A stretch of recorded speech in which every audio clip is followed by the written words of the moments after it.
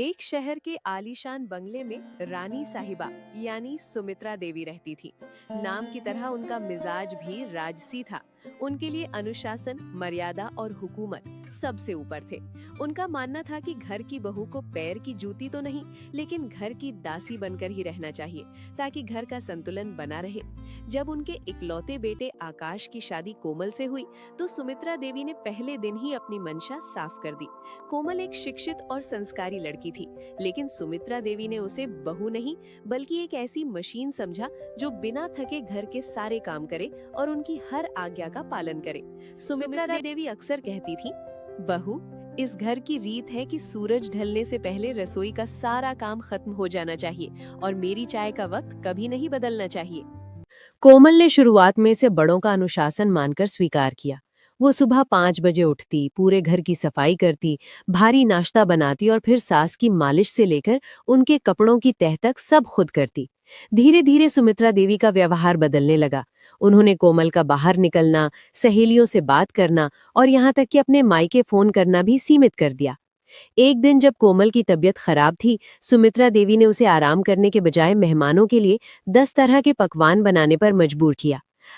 आकाश अपनी माँ से बहुत प्यार करता था, इसलिए वो अक्सर कोमल की तकलीफ को थोड़ा एडजस्ट कर लो कहकर टाल देता था। कोमल को महसूस होने लगा कि वो उस घर की बहू नहीं बल्कि एक ऐसी नौकरानी है जिसे वेतन के बदले केवल ताने मिलते हैं। एक दिन सुमित्रा देवी की पुरानी सहेलियां घर आईं। बातों बातों में सुमित्रा देवी ने गर्व से कहा, मेरी बहू तो बिल्कुल गाय है। मैं जैसा कहती हूँ वैसा ही करती है।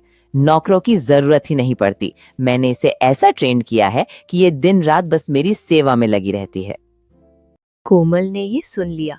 उसे एहसास हुआ कि उसकी सेवा को प्यार नहीं बल्कि उसकी कमजोरी समझा जा रहा है। उसी रात कोमल ने तय किया कि वो अब नौकरानी बनकर नहीं रहेगी। अगले दिन कोमल सुबह देर से उठी। नाश्ता नहीं बना था। सुमित्रा देवी चिल्लाई, कोमल, अभी तक चाय क्यों नहीं आई? कोमल शांत भाव से बाहर आई और कहा, माँ जी, आज से मैंने एक कुक और एक साफ सफाई वाली बाई रख ली है। मैं अब अपनी अधूरी पढ़ाई पूरी करने के लिए कॉलेज जा रही हूँ। सुमित्रा देवी आग बबूला हो गई। तेरी हिम्मत कैसे हुई? कोमल ने विनम्रता से लेकिन दृढ़ता के साथ जवाब दिया, माँ जी, आपने मुझे बहू नहीं नौकरानी समझा। अगर मैं नौकरानी हूँ तो मुझे छुट्टी और पगार चाहिए, और अगर मैं बहू हूँ तो मुझे सम्मान और बराबरी चाहिए। रानी आप अकेले नहीं बन सकती, इस घर की रानी मैं भी हूँ। एक दिन सुमित्रा देवी सीढ़ियों से फिसल गईं।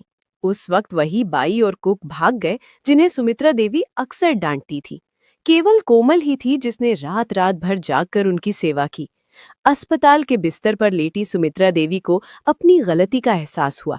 उन्होंने देखा कि कोमल बिना किसी स्वार्थ के उनकी देखभाल कर रही थी, जबकि वो उसे नीचा दिखाने का कोई मौका नहीं छोड़ती थी। सुमित्रा देवी ने कोमल का हाथ पकड़ा और उनकी आंखों में आंसू थे। बेटी, मुझे माफ कर दे। मैं रानी बनने के चक्कर में ये भूल गई थी कि एक घर प्यार से चलता है, हुकूमत से नहीं। सम्मान बराबरी का हो। किसी को झुकना सिखाने से पहले खुद को बड़ा बनाना जरूरी है। बहू घर की लक्ष्मी होती है, उसे काम करने वाली मशीन समझना परिवार के पतन का कारण बनता है। खामोशी कमजोरी नहीं, सहने की भी एक सीमा होती है। जब आप गलत के खिलाफ खड़े होते हैं तभी बदलाव आता है। सुमित्रा देवी के व्यवहार में बदलाव तो आया था, लेकिन समाज और मोहल्ले की कड़वी जुबान अभी भी पुरानी परंपराओं में जकड़ी थी।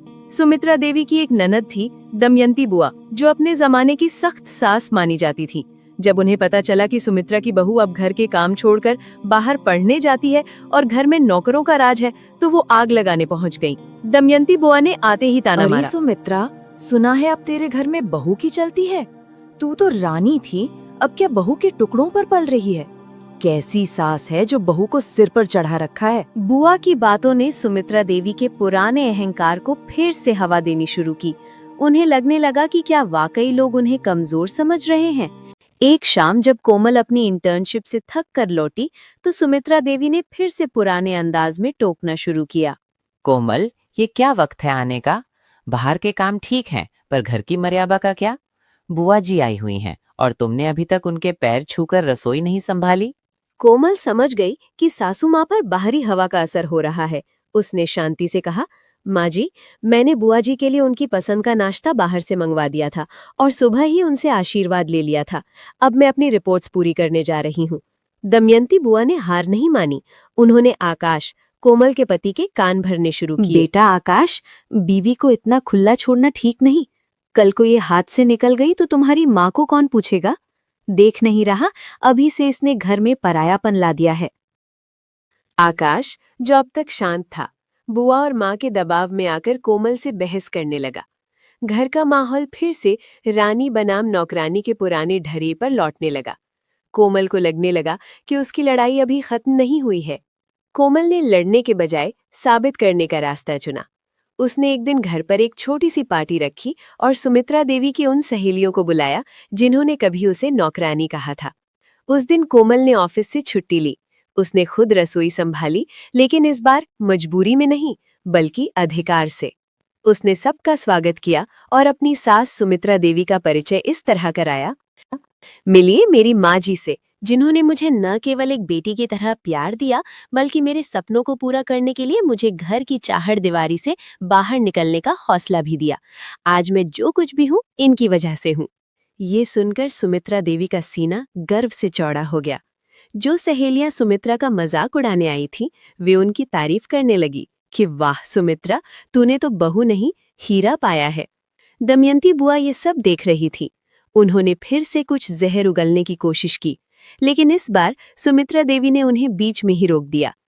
दमयंती, अब तक मैं तेरी बातों में आकर अपनी घर की शांति भंग कर रही थी, लेकिन आज मुझे समझ आया कि बहू को नौकरानी बनाकर मैं सिर्फ एक मजदूर पा सकती थी। लेकिन बहू को सम्मान देकर मैंने अपना बुढ़ापा और सम्मान दोनों सुरक्षित कर लिए हैं। मेरी बहू इस घर की शान है, गुलाम नहीं। दमयंती बुआ निरुत्तर होकर अगले ही दिन वापस लौट गईं। अब घर का समीकरण पूरी तरह बदल चुका था। कोमल अपनी पढ़ाई पूरी कर एक बड़ी कंपनी में मैनेजर बन गई। सुमित्रा देवी अब केवल हुक्म नहीं देती थी, बल्कि कोमल के साथ मिलकर घर के फैसले लेती थी। एक दिन जब कोमल थक कर घर आई तो उसने देखा कि सुमित्रा देवी ने खुद उसके लिए चाय बनाई थी। कोमल की आंखों में आंसू आ गए। सुमित्रा देवी ने मुस्कुराकर कहा, पगली, तूने मुझे रानी बनाया तो क्या मैं अपनी बेटी के लिए एक प्याली चाय भी नहीं बना सकती? ये कहानी केवल सास और बहू की नहीं, बल्कि सोच के बदलाव की है। परिवर्तन भीतर से आता है। बाहर के लोग आग लगा सकते हैं, लेकिन उसे बुझाना घर के सदस्यों का काम है। कोमल की पढ़ाई और आत्मविश्वास ने उसे झुकने से बचाया। जब आप किसी को सम्मान देते हैं तो वो ब्याज समेत वापस मिलता है। घर तब महल बनता है जब उसमें रहने वाले लोग एक दूसरे को इंसान समझें, न कि ओहदा या पद।